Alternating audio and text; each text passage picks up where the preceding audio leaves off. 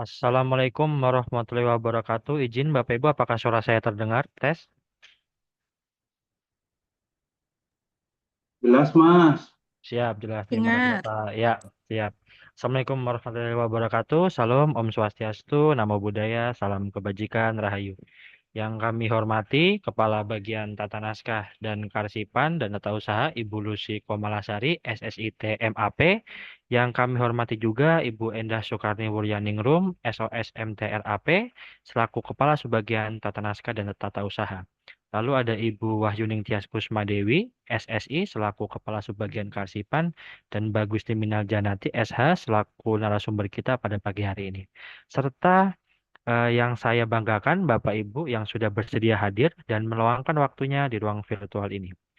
Puji syukur kita panjatkan kehadirat Tuhan Yang Maha Esa karena berkat rahmat dan karunia-Nya kita dapat berkumpul dalam keadaan sehat untuk mengikuti acara Mari Belajar Arsip episode 77. Perkenalkan, saya Restu Adinata yang akan memandu acara pada pagi hari ini.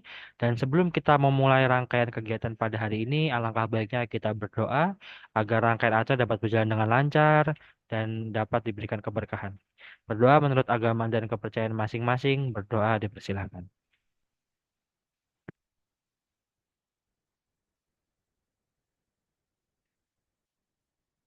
Berdoa selesai. Izin Bapak Ibu mengingatkan bahwa presensi dapat dilakukan saat ini sampai dengan pukul 12 waktu Indonesia Barat dengan kode presensi 1021. Kemudian untuk mendapat e-sertifikat, Bapak Ibu diwajibkan mengisi evaluasi dan kuis pada pukul 12 sampai dengan 17 waktu Indonesia Barat dengan skor minimal 7. Jika belum 7, Bapak Ibu bisa mengulang kembali sampai skor bisa mendapatkan minimal 7. Baik Bapak Ibu sekalian, nah jika kemarin Mabar episode 76 kita sudah membahas tentang pemeliharaan arsip aktif. Pada episode 77 hari ini kita akan membahas tentang pemeliharaan arsip yang aktif. Jika mungkin Bapak Ibu belum dapat mengikuti episode sebelumnya, dapat dilihat nih melalui channel YouTube Biro Umum ATR BPN atau channelnya BPSDM.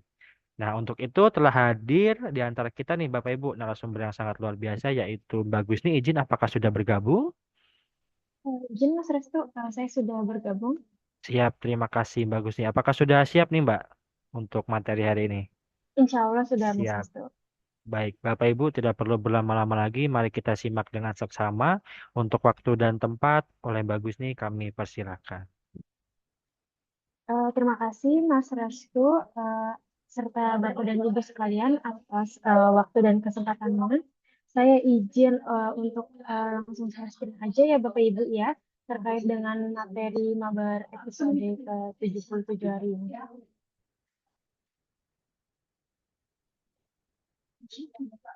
Baik, apakah terlihat Bapak Ibu untuk materi yang telah saya share screen? Terlihat ya? Terlihat ya? Terlihat, Bu. Baik, kalau gitu kita langsung mulai aja ya Bapak Ibu ya. Untuk materi mabar kita hari ini terkait dengan pemeliharaan arsip inaktif. Sebelumnya di mabar minggu lalu kita sudah membicarakan atau membahas terkait dengan pemeliharaan arsip aktif yang di narasumber langsung oleh Mbak Wulan ya Bapak Ibu ya. Saya izin untuk pemeliharaan dari arsip inaktif itu sendiri.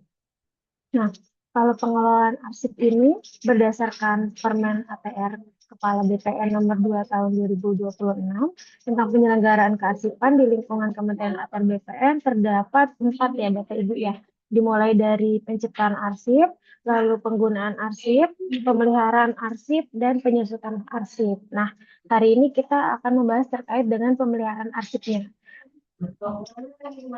Lalu selanjutnya Bapak Ibu untuk pemeliharaan arsip itu sendiri terbagi menjadi 3 ya Bapak Ibu ya. Ada pemeliharaan arsip aktif yang sudah dibahas minggu lalu. Lalu hari ini kita akan membahas terkait dengan pemeliharaan arsip inaktif. Nah, kalau untuk alih media arsip itu sendiri nanti akan dibahas di minggu depan oleh narasumber kita yaitu Ibu Tias. Selanjutnya, nah, ini pengertian dari arsip inaktif itu sendiri ya Bapak Ibu ya. Kalau Bapak Ibu masih bingung terkait apa sih Mbak arsip inaktif itu? Arsip inaktif itu adalah arsip yang frekuensi penggunaannya telah menurun. Itu menurut Permen ATR KBPN nomor 2 tahun 2026 tentang penyelenggaraan kearsipan. Nah, arsip inaktif itu sendiri dapat dilihat melalui retensi arsip atau masa simpannya ada di Permen nomor 8 tahun 2020 tentang JRA di lingkungan Kementerian ATR BPN. Selanjutnya lagi, nah kalau Bapak Ibu bingung untuk contoh arsip inaktif itu seperti apa sih Mbak, gitu kan? Nah kalau untuk contohnya sendiri, saya izin mencontohkan satu ya Bapak Ibu ya. Ini untuk jenis arsipnya terkait dengan pengadaan pegawai. Nah kalau untuk pengadaan pegawai ini kan ada satu runtutan ya Bapak Ibu ya, ada satu kesatuan tahapan itu sendiri, dimulai dari pengumumannya sampai dengan wawancara. Nah, di sini di kolom sampingnya kita bisa lihat ada jangka waktu penyimpanan. Dari jangka waktu penyimpanan itu sendiri terdiri dari aktif dan inaktif. Nah, dari pengadaan pegawai ini itu untuk aktifnya yaitu di 2 tahun setelah pengangkatan PNS.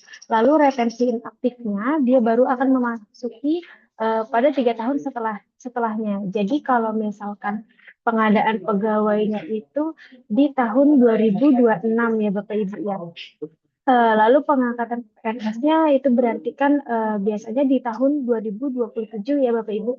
Nah, 2 tahun setelah pengangkatan PNS yaitu di tahun 2029 itu masih termasuk ke dalam retensi aktif. Nah, kapan masuk inaktifnya? Masuk inaktifnya di tahun 2030, 2031, 2032. Nah, baru bisa akan dimusnahkan di tahun ke 2033.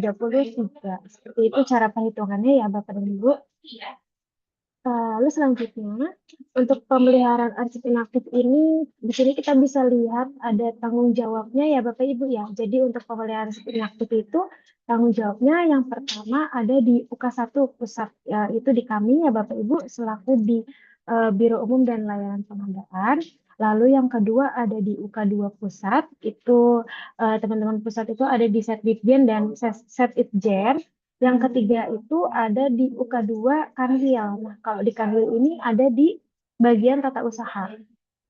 Lalu yang terakhir ada di UK3 Kantah, yaitu pada subbagian tata usaha. Nah, ini Bapak Ibu yang tertera di sini ya Bapak Ibu ya, kalau misalkan dalam pengawasan kearsipan selain menjadi uh, unit kearsipan nantinya juga akan menjadi unit pengolah ya Bapak Ibu. Jadi yang dinilai itu ada dua aspek kalau di pengawasan itu sendiri. Nah, uh, lalu selanjutnya yang akan kita bahas nih Bapak Ibu dalam pemeliharaan arsip inaktif itu, yang pertama ada penataan arsip inaktif, lalu yang kedua ada penataan arsip inaktif yang belum memiliki daftar arsip.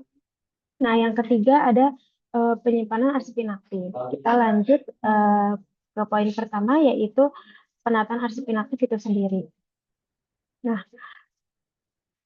untuk penataan arsip inaktif, izin membacakan Bapak Ibu, definisi dari arsip inaktif itu adalah yang dipelihara berasal dari unit pengolah yang telah melewati retensi aktif dan memasuki retensi inaktif berdasarkan JRA.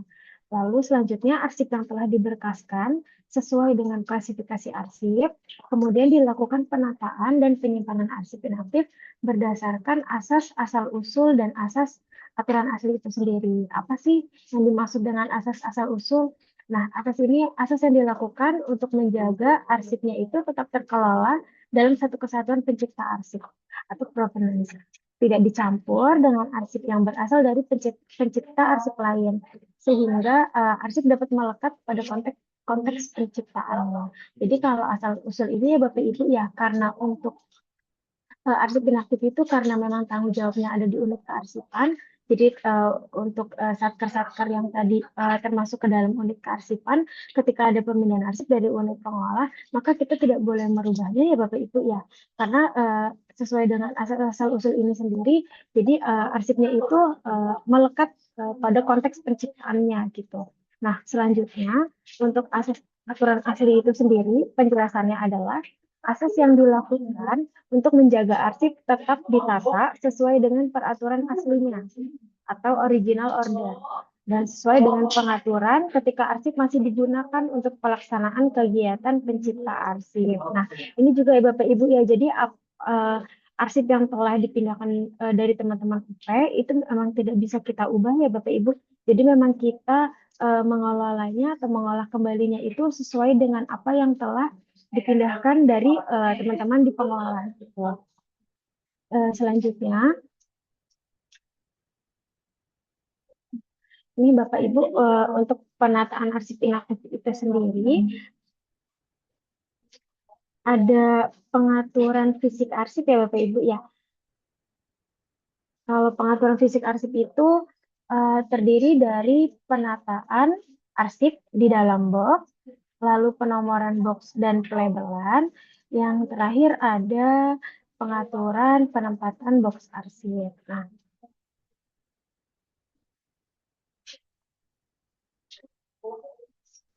kalau pengaturan eh, penataan arsip dalam box itu, jadi penataan arsipnya dikelompokkan berdasarkan media simpan dan sarana penyimpanannya.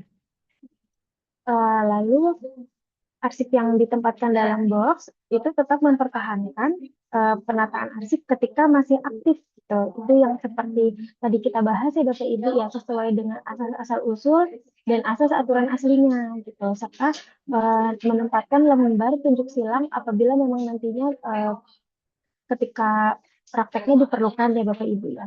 Lalu kalau untuk penomoran box dan pelabelan itu Bapak Ibu, jadi kita itu membuat label box dengan mencantumkan lokasi simpannya, nomor boxnya, dan nomor foldernya itu secara konsisten. Kalau untuk seperti apa formatnya nanti akan kita bahas pada slide selanjutnya ya Bapak Ibu. Nah, yang terakhir ada pengaturan penempatan box arsip. Nah, ini pengaturan ini pada tempat penyimpanan sesuai dengan prinsip asas maaf sesuai dengan prinsip asal usul dan diatur setingkat penanggung jawab tertinggi pada pencipta arsip tersebut.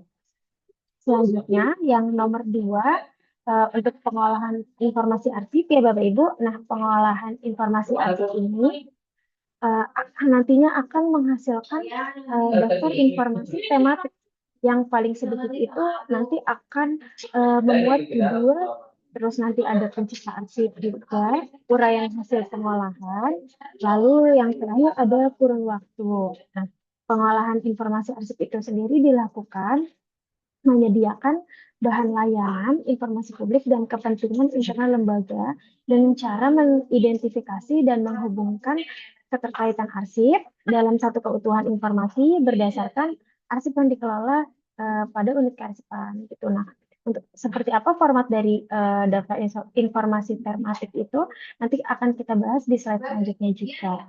Nah, selanjutnya ya Bapak Ibu pada poin yang nomor tiga, yaitu tentang uh, penyusunan daftar arsip inaktif. Nah, kalau penyusunan daftar arsip inaktif, uh, nanti unit kearsipan itu akan membuat daftar arsip inaktif. Nah, nanti unit pengolah dan unit kearsipan itu mengolah daftar arsip inaktif dengan menambahkan informasi nomor definisi folder dan box yang diurutkan sesuai dengan database daftar arsip inaktif masing-masing pada pencipta arsip. Nah, pembaharuan arsip inaktif itu dilakukan setiap terjadi pemindahan, pemusnahan, dan penyerahan arsip paling sedikit 1 tahun sekali, ya Bapak Ibu ya. Jadi kalau penyerahan arsip inaktif itu ke unit kearsipan itu idealnya memang 1 tahun sekali gitu. Jadi Bapak Ibu. Jadi jangan sampai dalam 1 tahun sekali itu Bapak Ibu tidak memindahkan arsip inaktifnya ya Bapak Ibu ya.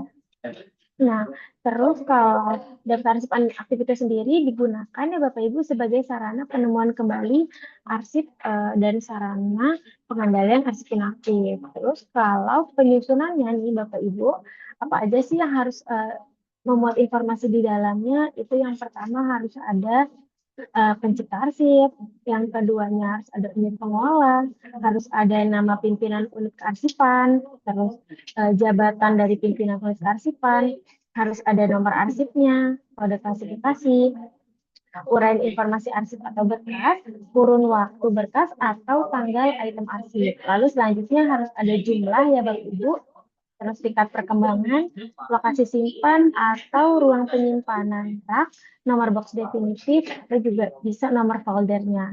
Lalu selanjutnya harus ada juga tingkat klasifikasi keamanan dan akses. Harus ada juga jangka simpan dan nasib akhir, lalu kategori arsip, dan yang terakhir harus ada kolom keterangan Bapak Ibu. Nah, selanjutnya, nah ini Bapak Ibu untuk label box arsip inaktif ya Bapak Ibu ya.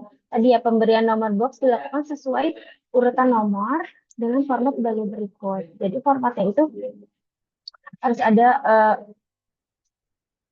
unit penciptanya, tahun, kode klasifikasi, nomor urut berkas, nomor box, dan lokasi. Nah, seperti contoh seperti ini Bapak Ibu ya. Ini kita beri contohkan dari Biro Umum. Yang pertama itu Biro Umum dan lain pengadaan, lalu di bawahnya itu adalah tahunnya 2020. Nah, di bawahnya lagi itu adalah kode klasifikasi TU 0202. Di bawahnya lagi ada angka 1 sampai dengan 50. Nah, di bawahnya satu, lalu di bawahnya lagi GA L2 R titik D2. Nah, ini mencantumkan lokasi penyimpanan dari arsipnya itu sendiri, Bapak Ibu. GA itu gedung arsip, L2 itu dari lantai 2, dan RD2 itu raknya ada di D2. Seperti itu, Bapak Ibu.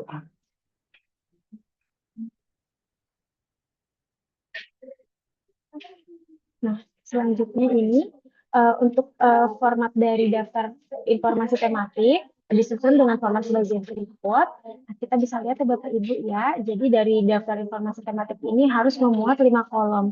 Di antaranya kolom nomor, judul, pencipta arsip, uraian hasil pengolahan, dan kurun waktu. Nah, nanti dari uh, petunjuk pengisiannya bisa dilihat juga ya Bapak Ibu di Permen kita nomor 2 tahun 2026. Itu nanti akan menjelaskan misalkan Bapak Ibu bingung ya judulnya mau diisi apa, pencipta arsipnya harus diisi apa gitu, atau uraian hasil pengolahannya itu juga diisikan apa gitu Bapak Ibu. Nanti di situ akan ada petunjuk pengisiannya seperti yang ada pada slide ini. Selanjutnya, daftar arsip inaktif dalam media kertas disusun sesuai dengan format sebagai berikut. Nah, ini adalah daftar arsip inaktif yang akan diolah oleh teman-teman di unit kearsipan, Bapak Ibu. Jadi kalau teman-teman di unit pengolah itu nantinya akan membuat daftar arsip inaktif juga, tapi daftar arsip inaktif yang akan dipindahkan. Sedangkan uh, untuk media kertas itu sendiri akan diolah oleh teman-teman di IKTA. Ini kita bisa lihat ya Bapak Ibu formatnya itu harus mencantum pencipta arsipnya, lalu unit kearsipan, nama pimpinan unit kearsipannya siapa, jabatan pimpinan unit kearsipannya siapa. Nah, kolom-kolomnya juga ini harus ada semua ya Bapak Ibu. Ini sesuai dengan surat edaran daftar arsip lengkap kita. Di situ lengkapnya Bapak Ibu ya. Bapak Ibu kalau terkait dengan format daftar arsip aktif itu di situ ada. Misalkan Bapak Ibu juga bingung terkait dengan format daftar arsip vital atau daftar arsip alimedia gitu ya. Di situ ada semua Bapak Ibu ya. Nah, selanjutnya, nah ini saya kasih contoh ya Bapak Ibu dari daftar aktif media foto. Karena biasanya kalau di kementerian kita itu banyaknya itu memang arsipnya itu dalam media kertas ataupun media foto Bapak Ibu ya. Jadi untuk formatnya seperti di bawah ini tetap juga ya Bapak Ibu tetap harus ada pencipta arsipnya itu siapa, unit pengolahnya dari mana, lalu nama pimpinan UK-nya itu siapa, dan jabatan dari pimpinan UK-nya itu apa gitu Bapak Ibu ya. Nah, ini kolomnya juga sudah sesuai dengan daftar arsip lengkap kita ya Bapak Ibu ya. Itu nantinya ada nomor arsip, lalu ada nomor item arsip, kode klasifikasi, ada bidang liputan, kurun waktu atau tanggal, kegiatan atau peristiwa, isi atau uraian informasi, lalu juga ada kolom jumlah, nomor negatif, ukuran, fotografer, penerbitnya siapa, hak ciptanya, lokasi simpan, lalu selanjutnya ada juga terkait klasifikasi keamanan dan aksesnya, kondisinya seperti apa, dan ada jangka simpan dan nasib akhir itu yang mencakup dari retensi aktifnya, inaktifnya, dan yang terakhir hasil akhirnya gitu ya Bapak Ibu ya. Apakah permanen, apakah musnah gitu Bapak Ibu. Lalu kategori arsip, dan yang terakhir ada kalau untuk selanjutnya Bapak Ibu, tadi kan kita udah ngebahas terkait dengan penataan arsip inaktif yang memiliki daftar arsip ya Bapak Ibu ya. Nah, kalau selanjutnya ini kita akan membahas terkait dengan penataan arsip inaktif yang belum punya daftar arsip nih Bapak Ibu. Nah, pertama-tama itu kita akan melakukan survei. Nah, kegiatan pengumpulan data dan informasi ini melalui pengamatan terhadap fungsi lembaga pencipta arsip dalam rangka menentukan skema pengaturan arsip, lalu jumlah, media, kurun waktu, kondisi arsip, kondisi fisik arsip, lalu sistem pemberkasan, dan kebutuhan sumber daya lainnya. Nanti kegiatan survei ini akan menghasilkan proposal penataan arsip inaktif, gitu ya Bapak Ibu ya. Nanti untuk seperti apa kolomnya akan kita bahas di slide selanjutnya.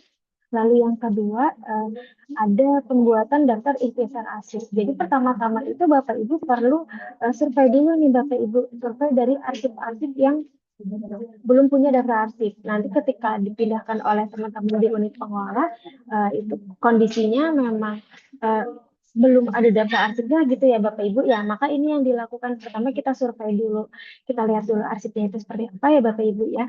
Lalu nanti tahapannya yaitu yang kedua pembuatan daftar ikhtisar arsip. Nah, pembuatan daftar ikhtisar arsip itu merupakan acuan dalam memindahkan atau evakuasi arsip yang akan dilakukan penataan ke tempat yang telah disediakan gitu. Jadi nanti tahapannya dari sebelumnya kita survei dulu, lalu selanjutnya kita akan membuat daftar ikhtisar arsip. Nah, untuk formatnya seperti apa juga akan kita bahas pada slide selanjutnya. Nah, yang ketiga nih Bapak Ibu, ada pembuatan skema pengaturan arsip. Nah, pembuatan skema arsip ini merupakan analisis terhadap fungsi dan kegiatan dari penciptaan arsip, pencipta arsip dari unit kerja. Untuk dasarnya itu pembuatan kerangka pengelompokan fisik dan juga informasi arsip. Nah, kalau uh, penyusunan skema arsipnya itu bisa kita lihat di sini Bapak Ibu berdasarkan dari pola klasifikasinya itu seperti apa, lalu nanti struktur organisasinya seperti apa juga, runtutannya, tugas dan fungsinya, deskripsi, dan yang terakhir ada kombinasi. Nah, selanjutnya nih Bapak Ibu, setelah Bapak Ibu membuat skema pengaturan arsip berdasarkan skema-skema yang ada ini, 5 skema yang ada ini, Bapak Ibu selanjutnya membuat selanjutnya maaf melakukan rekonstruksi. Nah, rekonstruksinya itu uh, dilakukan untuk mewujudkan satuan fisik dan informasi arsip melalui kegiatan pemilahan arsip dan pemberkasan arsip. Nah, pemilahan arsip itu dilakukan dengan cara di bawah ini. Pengelompokan arsip sesuai dengan asas, asal-usul pencipta, lalu memilih antara arsip dan non-arsip. Selanjutnya lagi memberkaskan sesuai dengan klasifikasi. Dan yang terakhir, arsip yang sudah memberkas itu dipertahankan sesuai keutuhannya.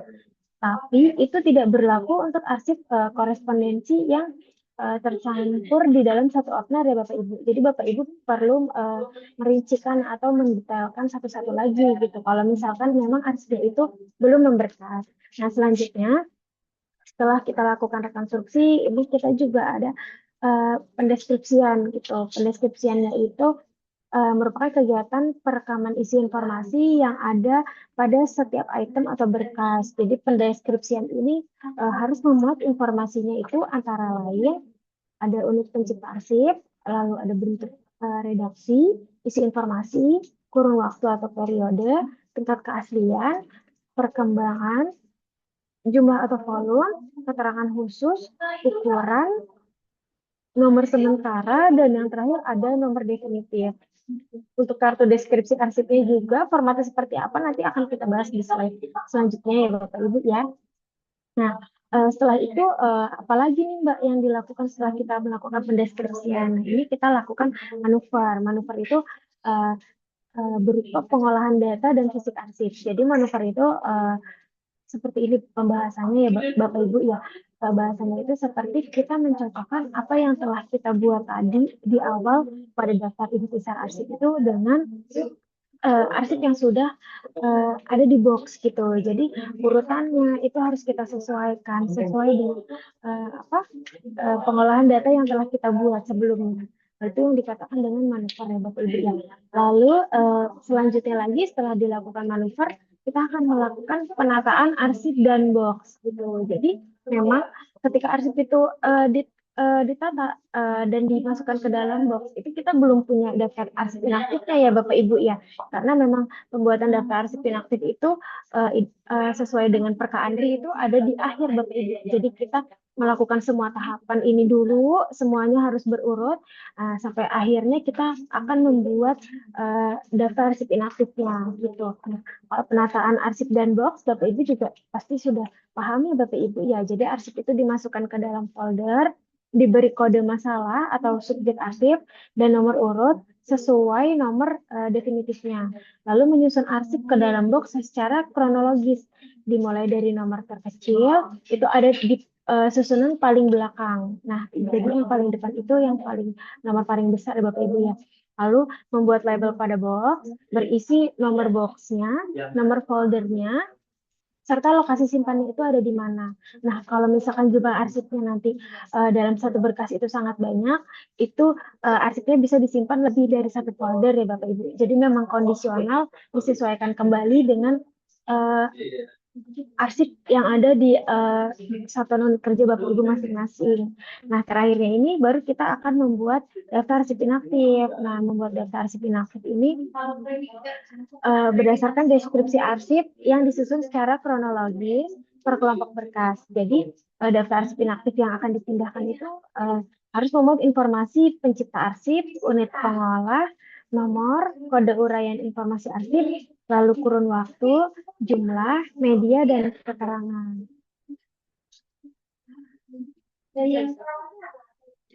Selanjutnya, nah ini Bapak Ibu seperti apa sih Mbak untuk daftar daftar surveinya itu tadi ya yang tadi telah kita bahas itu kita harus mencantumkan nama instansinya lalu alamat instansinya. Nah, untuk kolom-kolom itu harus ada unit pencipta, kondisi ruangan, kondisi arsip, media rekam, jumlah, lalu kurun waktunya, sistem penataan, sarana temu baliknya, pelaksana survei, dan yang terakhir itu tanggal ya Bapak Ibu. Jadi kalau misalkan Bapak Ibu bertanya nih, apakah yang harus kita input ke sini satu berkas atau hanya satu box? Tidak ya Bapak Ibu. Jadi di awal itu kita memang harus mendata secara keseluruhan arsip yang telah dipindahkan oleh teman-teman UP. Tadi yang udah kita bahas terkait dengan asas asal usul dan juga original order itu tidak berlaku untuk penataan arsip inaktif yang belum memiliki daftar arsip ya Bapak Ibu ya. Jadi memang kita harus melakukan survei kembali, harus mengklasifikasikan kembali jenis arsipnya itu, lalu juga kita harus melakukan pembuatan skema pengaturan arsip gitu Bapak Ibu. Jadi asas-asal usul dan original order itu hanya berlaku untuk penataan arsip inaktif yang telah memiliki daftar arsip inaktif. Nah, nanti di daftar survei arsip inaktif ini juga kita menginput keseluruhan ya Bapak Ibu per item arsip itu sendiri gitu. Jadi memang pada daftar survei arsip inaktif ini belum memberkas Bapak Ibu. Nanti kalau mau memang memberkasnya itu ada di tahapan terakhir yaitu dalam pembuatan daftar arsip inaktif. Nah, ini juga sama Bapak Ibu ada daftar ikhtisar arsip untuk formatnya perlu mencantumkan nama instansinya, lalu alamat, di kolom di bawahnya itu ada nomor, unit pencipta, kurun waktu, jumlah, media rekam, sarana temu kembali, sistem penataan, lokasi, dan keterangan. Nah, ini juga sama ya Bapak Ibu ya, seperti survei untuk tahapan survei tadi, itu juga kita karena sebelumnya pada tahapan survei itu kita telah melakukan atau menginput datanya itu satu persatu, maka pada pembuatan daftar ikhtisar arsip itu juga sama ya Bapak Ibu ya. Jadi misalkan di survei pada tahapan survei Bapak Ibu telah mengikuti seluruh ketentuannya atau telah menginput seluruh arsip yang dipindahkan, maka tinggal di copy saja ke pembuatan skema daftar daftar ikhtisar itu sendiri. Selanjutnya, ini untuk pendeskripsian arsip disusun sesuai dengan format sebagai berikut. Nah, ini untuk kartu deskripsi arsip ya Bapak Ibu ya.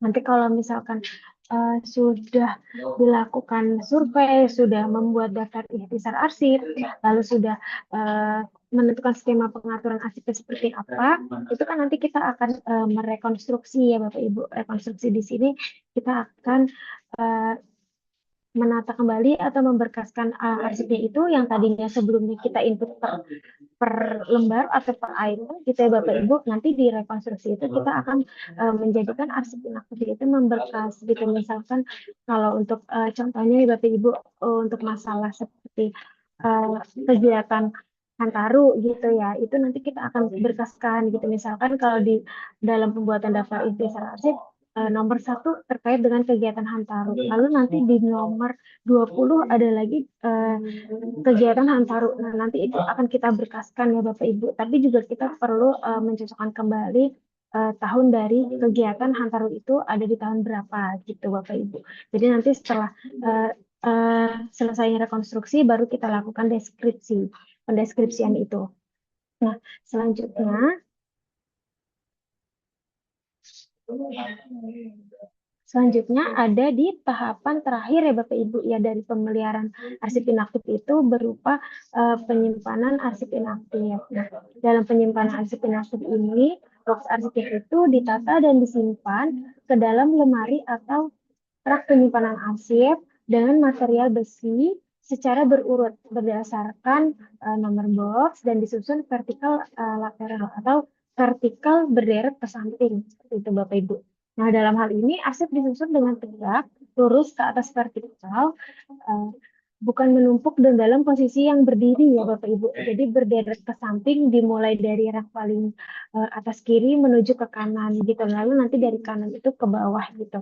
Selanjutnya mengular ke rak bawahnya. Nah, untuk contohnya seperti apa sih Mbak? Contohnya seperti ini. Penataan box arsip dilaksanakan sebagaimana contoh dalam gambar berikut. Jadi dari rak paling atas ya Bapak Ibu itu ke arah kanan, lalu setelah arah kanan itu nanti ke bawah. Nah, ke bawah itu nanti dilakukan mengular gitu Bapak Ibu. Jadi dimulai dari rak nomor 2 paling kanan ke kiri gitu. Begitupun seterusnya dilakukan ke rak nomor 3 ataupun rak 4 dan 5 di bawahnya. Baik, selesai sampai sini Bapak Ibu untuk materi terkait dengan pemeliharaan arsip inaktif sendiri. Saya izin kembalikan kepada moderator kita, Mas Restuan. Iya, siap. Wah, nah, terima kasih sekali Mbak Gusni untuk bahan. Ya, terima kasih untuk Mbak Gusni untuk paparannya. Wah, sangat luar biasa ya, Bapak Ibu. Tadi dari awal kita sudah melihat bagaimana arsip inaktif itu sendiri itu tentang apa sih gitu. Dan juga kita bisa tahu permen apa sih yang digunakan dari arsip inaktif ini. Terus kita juga mengetahui contoh arsip inaktif tuh daftarnya kayak apa gitu. Kita juga bisa lihat tadi ada JRA juga yang disebutkan oleh Mbak Gusni juga gitu. Terus pokoknya banyak deh yang kita pelajari dari mulai penataan, terus habis itu pemberian nomor di box tadi kita sudah bisa melihat juga kayak gitu. Terus tata cara penyimpanan boxnya gitu dan daftar arsipnya tuh kita harus kodenya apa sih itu tadi juga sudah dijelaskan oleh Mbak Gusni. Dan juga Dan untuk uji memperjelas kompetensi PPK PPC lebih dekat. Dan untuk memperjelas lagi, mungkin Bapak Ibu jika ingin ada pertanyaan, silakan raise hand atau di kolom chat. Namun sebelum itu, saya ingatkan kembali untuk presensi dapat dilakukan sampai pukul 12. Jadi ketika pukul 12 waktu Indonesia Barat, presensi akan kami tutup seperti itu. Baik, silakan Bapak Ibu. Mari raise hand atau sampaikan di kolom chat nih. Tadi kan sudah bahas banyak yang kita bahas juga. Oke, ini oh ya ada Mbak Indri Said Kantah Kotambagu Raisen ya izin. Ya, silakan, Mbak. Ya, izin bertanya, Bu. Bagaimana perlakuan terhadap warkah, buku tanah, dan surat ukur jika sudah dimatikan, baik itu dikarenakan pemecahan habis, pelepasan, atau penggabungan.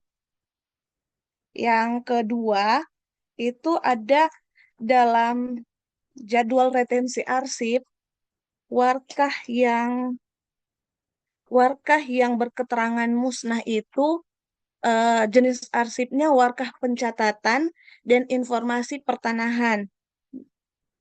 Sama, oh ya, itu saja yang musnah. Warkah pencatatan dan informasi pertanahan. Kira-kira arsip arsip warkah yang dimaksud dalam JRA itu, warkah pencatatan dan informasi, apakah termasuk eh, kegiatan peralihan seperti jual beli atau waris dan lain sebagainya. Mungkin itu saja. Terima kasih. Ya, baik. Mungkin pertanyaannya sangat teknis ya. Bagusnya akan mencatat dulu nih Bapak Ibu terkait pertanyaan yang akan ditanyakan karena ini cukup-cukup menarik seperti ya. Mungkin bisa ditunggu ya Mbak Indri dari Kota Bagu sambil menunggu Bagusnya berdiskusi dan ingin menjelaskan terkait pertanyaan yang disampaikan seperti itu. Ini pada materi saat ini mungkin sangat teknis ya Bapak Ibu. Jadi monggo yang mau bertanya di kolom chat dan saya harapkan pertanyaannya adalah pertanyaan yang linear seperti itu. Karena kan mabar ini kan kita kan pasti ada episode-episodenya kan. Mungkin nanti akan kita membahas pemusnahan, mungkin nanti akan kita membahas penyusutan seperti itu. Pasti di antara Bapak Ibu pasti ingin gitu sekali bertanya ke pertanyaan yang aduh aku pengen nanya ini tapi kayaknya nggak sesuai sama judulnya gitu. Mungkin bisa ditanyakan di pertanyaan-pertanyaan selanjutnya gitu. Mungkin ini kita coba, ini sangat menarik nih pertanyaan dari Mbak Indri ini. Jadi kita bisa lebih memahami lagi kalau arsip yang kayak gini tuh masuknya arsip apa sih Mas? Apakah bisa dimasukkan inaktif apa enggak? Intinya selama pertanyaannya masih linear kita akan jawab Bapak Ibu. Gimana bagusnya izin apakah sudah bisa dijawab? Baik, izin menjawab ya, Mas Restu, ya pertanyaan dari Ibu Indri. Tadi Ibu bertanya terkait dengan perlakuan terhadap warkah BTSU ya, Bapak Ibu ya. Nah, kalau untuk warkah BTSU itu dia bukan termasuk ke dalam arsip inaktif, Ibu. Dia termasuk ke dalam arsip vital gitu. Jadi perlakuannya berbeda ya Ibu ya antara arsip vital dengan arsip inaktif. Kalau arsip inaktif itu kan akhirnya itu kita akan menemukan apakah arsip itu bisa dimusnahkan atau arsip itu eh, hasil akhirnya menjadi vital gitu ya Ibu ya. Tapi kalau misalkan terkait dengan warga BPSU itu sendiri memang dia sudah melalui proses itu semua. Jadi dia memang sudah langsung dikategorikan sebagai arsip vital gitu. Nah, lalu untuk yang tadi sudah dimatikan itu ya Ibu ya, untuk warkahnya ya, untuk saat ini belum ada payung hukum yang menaunginya Ibu ya. Jadi untuk sementara disimpan dulu sebagaimana penyimpanan saat ini pada unit kerja Ibu. Tuh. Lalu selanjutnya, tadi Ibu bertanya terkait dengan warkah yang berketerangan musnah pada JRA itu jenis arsipnya ya Bu ya, warkah pencatatan dan informasi pertanahan. Nah, jadi sampai saat ini eh, arsip yang dapat dimusnahkan dari warka pencatatan informasi pertanahan itu hanyalah surat keterangan pendaftaran tanah. Jadi untuk sampai saat ini hanya itu Ibu. Terlebihnya seperti poin pertama ya Bu ya bisa disimpan terlebih dahulu ya Bu sampai ada peraturan atau payung hukumnya gitu Ibu. Ya, baik. Izin Apakah apakah sudah sudah cukup? menjawab Bu Indri, Mbak Indri? Udah jelas. Terima Wah, kasih siap, ya. siap. Terima kasih kembali. Wah, terima kasih bagusnya atas jawabannya. Kita coba cari yang lain nih, Bapak Ibu sambil kita cari-cari. Oh, ini ada Rahmat Rahmat TU. Izin bertanya, jika kita sudah membuat daftar arsip inaktif, namun tidak sesuai dengan permen, apakah sebaiknya disesuaikan dengan permen? Wah, ini mungkin pertanyaan sejuta umat ya bagusnya ya. Jadi mungkin mereka tuh sudah pernah membuat nih daftar arsipnya udah buat, tapi belum sesuai permen nih. Apakah kita harus sesuaikan dengan permen apa enggak? Silahkan, monggo bagus nih. Mungkin untuk pertanyaan terkait daftar arsip inaktif ini ya Bapak Ibu ya, selain ada di Permen, kita juga udah ada di surat edaran ya Mas Restu ya, terkait dengan daftar arsip lengkap itu sendiri. Jadi kalau misalkan pertanyaannya memang apakah sebaiknya disesuaikan, baiknya memang disesuaikan dengan peraturan kita saat ini ya Bapak Ibu ya. Karena memang alhamdulillah saat ini kan sudah ada payung hukumnya ya Bapak Ibu. Jadi mohon disesuaikan kembali. Lalu kalau misalkan biasanya Bapak Ibu nih bertanya terkait dengan arsipnya banyak nih Mbak gitu. Gimana cara kita untuk eh, melakukan atau memindahkan kolom-kolom yang ada itu ke daftar arsip inaktif terbaru gitu kan. Itu kalau misalkan memang Bapak Ibu sebelumnya udah ada kan tinggal kopas aja ya Bapak Ibu ya. Tapi kalau misalkan memang sebelumnya belum punya daftar arsip inaktif, ya memang salah satu cara hanya dengan cara dicicil Bapak Ibu. Jadi salah satu cara memudahkan kita dan eh, apa untuk kegiatan sehari-hari kita itu kan salah satunya kita memiliki daftar arsip ya Bapak Ibu ya. Jadi itu dari saya Bapak, mohon untuk disesuaikan kembali dengan Permen dengan surat edaran kita terkait dengan daftar arsip lengkap. Salah satunya daftar arsip inaktif itu sendiri. Terima kasih Mas Restu. Baik, terima kasih bagusnya atas penjelasan. Mungkin itu ya Pak Rahmat ya. Jadi mungkin ini bagi saat Bapak Ibu sekalian juga mungkin masih ada yang agak kesulitan nih buat daftar arsip itu dimulai dari mana sih Mbak gitu ya. Benar kata Mbak Gusti tadi, kalau memang sudah ada kita bisa kopas, bisa kita kopas. Kalau belum ada kita cicil satu persatu. Selama dia formatnya sudah sesuai, walaupun kita baru buat 5 atau 10 berkas saja. Tapi selanjutnya jika sudah sesuai maka akan lebih mudah. Daripada kita terusin sekarang nih dengan yang belum sesuai dengan lengkap, tapi di ending ternyata masih salah-salah juga gitu, kayak takut capek aja gitu kan, makan waktu juga, mungkin itu sih izin ada Benar, tambahan. benar, benar seperti Baik, itu Mas Restu. kita lanjutkan kembali nih, ada Liana. Liana izin bertanya Mbak, untuk penyimpanan arsip keuangan yang akan dimusnahkan itu harus pakai box arsip selama penyimpanan untuk menunggu berkas akan dimusnahkan, atau boleh kardus rokok saja karena arsip itu akan musnah? Ini juga pertanyaan sejuta umat, jadi mungkin banyak yang bilang Mbak ini mau dimusnahin kok tetap dipakai box arsip gitu, toh juga musnah-musnah juga gitu, apakah boleh pakai box rokok atau box apapun itu, toh kan bakal musnah-musnah juga, mungkin seperti itu. Bagus nih, silakan Bagus nih untuk Ya, jawabannya. baik, izin menjawab Mas Restu pertanyaan dari Ibu Liana. Kalau untuk eh, penyimpanan arsip keuangan itu, eh, karena memang hasil akhirnya misalkan memang dia akan dimusnahkan, itu boleh ya Bapak Ibu ya kita beri keringanan untuk memakai eh, kardus rokok gitu. Tapi kalau misalkan untuk box arsip ini kan penggunaannya bukan hanya terhadap arsip inaktif ya Bapak Ibu, tapi box arsip itu juga akan kita gunakan untuk penyimpanan arsip vital. Nah, kalau untuk arsip vital sendiri itu tidak ada keringanan ya Bapak Ibu. Memang harus menggunakan box arsip. Tapi kalau untuk sementara saja karena menunggu arsip itu akan dimusnahkan, boleh Bapak Ibu. Ya, baik, terima kasih jawabannya Bagus. Jadi mungkin itu ya Bapak Ibu. Jadi bukan terkait bisa dimusnahkan atau enggak, tapi terkait lebih ke media penyimpanannya seperti itu. Itu. Oke, selanjutnya kita lihat lagi, raise hand belum ada. Lanjut kembali ke kolom chat mungkin. Oke, dari Rahmanto, Kantah Kabupaten Inhil. Izin bertanya Bapak atau Ibu, jika menyusun daftar arsip usul musnah Warkah Roya tahun 2015, apakah Warkah HT yang terkait berkas yang sudah diroya ikut dimasukkan ke daftar usul musnah atau tidak? Oke, baik. Pertanyaan nggak ada. Ini Bapak Rahmanto Kanta. Oh, ini direct message. Aduh, Bapak direct message izin. Izin saya tulis kembali. Bagus nih, mohon maaf. Mungkin Bapak Ibu bisa di kolom untuk grup ya, Bapak Ibu, karena saya lihat direct message ini. Mohon maaf.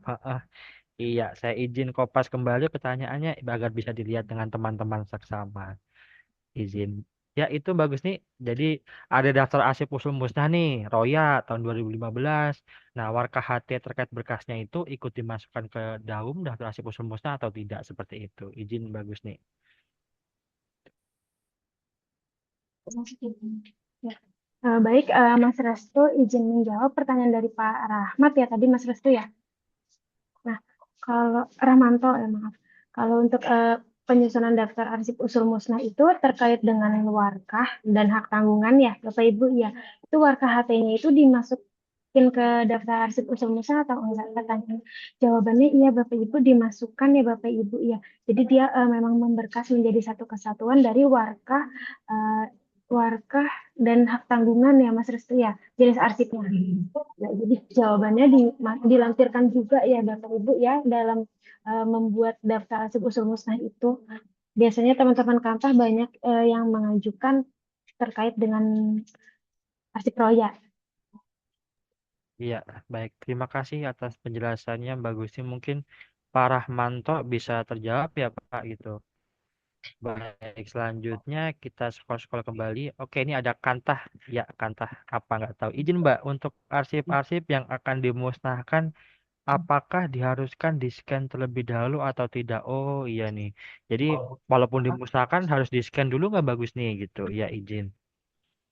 Izin menjawab Bapak Ibu ya, pertanyaan dari Bapak Ibu untuk arsip yang dimusnahkan itu eh, sebaiknya setahu saya memang ketika arsip yang sudah dimusnahkan seluruh informasi yang ada sudah tidak ada ya Bapak Ibu ya. Jadi kalau misalkan memang hasil akhir yang akan dimusnahkan itu baiknya arsipnya tidak perlu kita scan Bapak Ibu karena memang sesuai peraturannya jika dimusnahkan itu baik fisik maupun informasinya itu juga harus musnah seperti itu Bapak Ibu.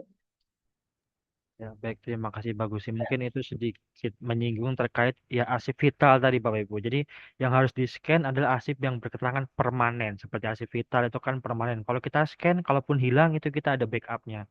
Tapi kalau akan arsip-arsip yang berakhir musnah, ya itu kalaupun kita dimusnahkan ya scanannya itu juga harus dihapuskan Bapak Ibu. Seperti itu. Ya, Jadi betul. makanya jadi maka dari itu yang wajib khususon yang harus Dimusnahkan. di-scan sebenarnya ada yang berketerangan permanen. Permanen. Jadi memang tidak boleh disimpan ya Mas Restu ya kalau Siap. keterangan akhirnya dia musnah itu nggak boleh kita simpan informasi apapun. Kalau misalkan memang arsipnya itu vital atau berketerangan permanen seperti yang Mas Restu tadi sebutkan ya, itu memang baiknya di alih media gitu. Jadi kita punya data terkait dengan informasi arsipnya itu baik fisik maupun soft filenya gitu ya Mas Restu.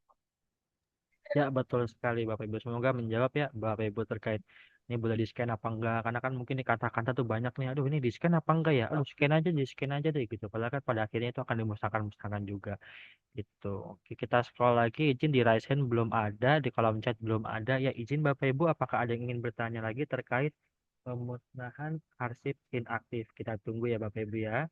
Sambil kita tunggu, sambil kita record terkait pemilihan arsip inaktif ini. Oke, ada lagi nih dari Lina TU. Bagus nih. Izin bertanya, kalau tidak di-scan, kemudian suatu saat arsip yang dimusnahkan dicari bagaimana? Ini sangat menarik nih. Udah nggak di-scan, habis itu suatu saat yang dimusnahkan dicari. Nah, itu gimana? Izin mungkin bagus nih atas jawabannya, izin.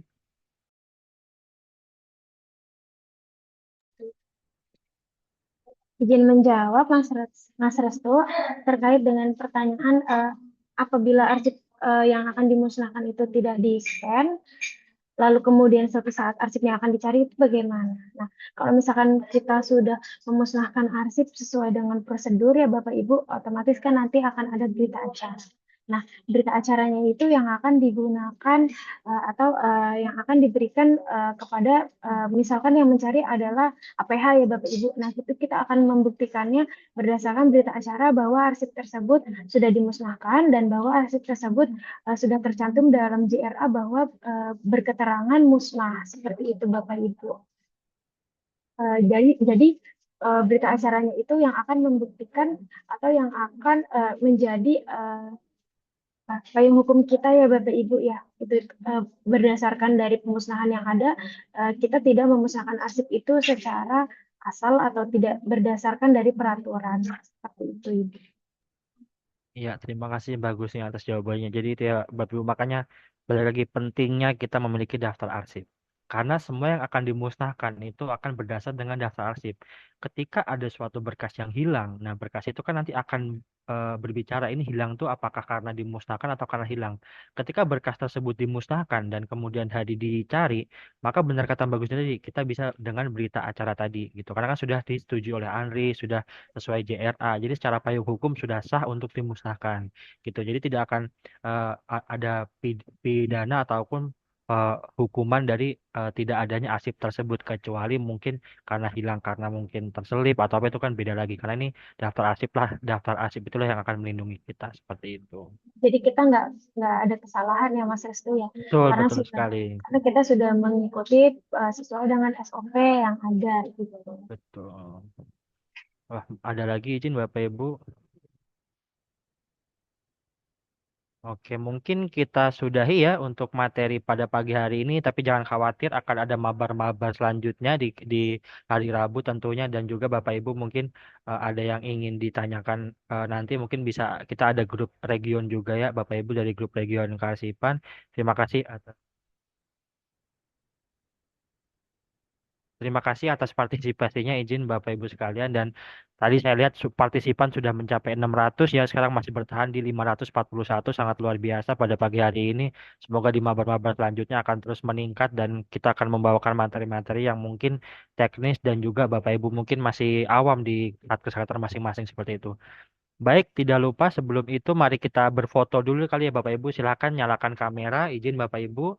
Kamera kita nyalakan. Izin on cam Bapak Ibu sekalian. Oke, saya kasih waktu untuk on cam, persiapkan diri, siap karena ini akan diabadikan Bapak Ibu ya. Oke. Oke, kita mulai dari salam arsip seperti biasa. Iya, salam arsip. Ya, sudah tahu Bapak Ibu. Wah, cakep sekali. Oke, slide 1, 2, 3. Oke, kita coba di slide selanjutnya. 1, 2. Oke, selanjutnya tahan Bapak Ibu. Oke. Masih banyak, tahan Bapak Ibu. Siap. Sekali lagi. 1, 2. Iya. Baik, terima kasih Bapak Ibu atas waktunya. Ini kalau saya lanjutin slide-nya sampai sore kayaknya Bapak Ibu ya, izin. Ya, baik. Untuk itu balik lagi saya akan ingatkan tidak lupa Bapak Ibu untuk memberikan presensi sampai pukul 12. Selanjutnya nanti akan ada evaluasi yang akan ditutup pukul 17 waktu Indonesia Barat dengan skor minimal 7. Baik, ya. Baik Bapak Ibu sekalian, usai sudah seluruh rangkaian mabar pada hari ini, saya Restu Adinata selaku pembawa acara mewakili seluruh panitia yang bertugas mengucapkan mohon maaf apabila ada salah maupun kekurangan dalam memandu acara pada hari ini. Sebagai penutup, tidak afdol jika kita tidak berpantun ya, karena mari belajar arsip kayaknya pantun Bapak. Baik, saya izin pantun ya Bapak Ibu ya sebagai penutup. Pagi cerah memetik melati. Cakep. Iya. Harumnya semerbak sepanjang hari. Daftar inaktif Cakep, disusuri cakep, cakep, teliti. cakep. Tertib kelola mudah ditelusuri. Iya, iya. Hmm. Sekian dari saya. Wassalamualaikum warahmatullahi wabarakatuh. Selamat pagi, Cakep. Bapak Ibu. Iya, Allah cakep. wabarakatuh. Terima kasih Terima, Mas Restu. Sehat-sehat Bapak Ibu semua. Salam sukses. terima kasih. Ya. Terima kasih. Terima kasih. Bapak Ibu. Terima kasih Mas Gung. Terima kasih. Sama-sama. Terima kasih Mas Gung.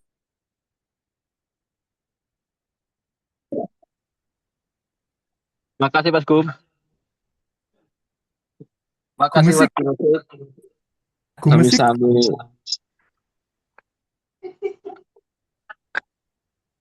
Terima kasih Mas Gum Musik. KKS Arsip.